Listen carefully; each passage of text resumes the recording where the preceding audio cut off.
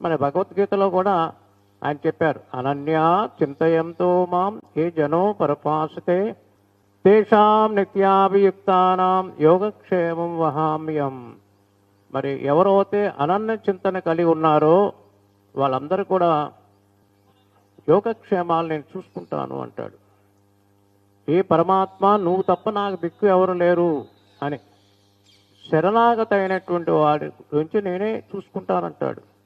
మరి అలాంటి ప్రధానంతో కూడినటువంటి వైకుంఠ ఏకాదశి, ముక్కోటి ఏకాదశి అనే దీనికి అనేక నామాలు. అంటే ముక్కోటి అంటే ముక్కోటి దేవతలందరూ కూడా ఆ ద్వారం దగ్గర వేచి ఉంటారు ఆ నారాయణ యొక్క దర్శనం కోసం.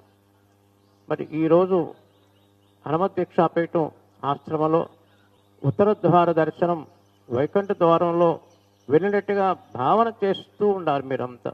యద్భావం తద్భవతి. ఆ భావన ద్వారా ఈరోజు మనం అందరం కూడా ఆ ఉత్తర ద్వారం ద్వారా ఆ నారాయణుని మనం దర్శించాం.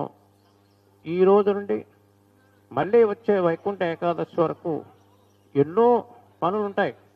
అయినా నామాన్ని మాత్రం మానొద్దు అని మీకు ఇష్టమైనటువంటి నామం, ఈ కలియుగానికి ఆచార్యుడు అయినటువంటి హనుమంతుడి యొక్క నామం అవశ్యం అని చెప్తుంది శాస్త్రం ప్రమాణం.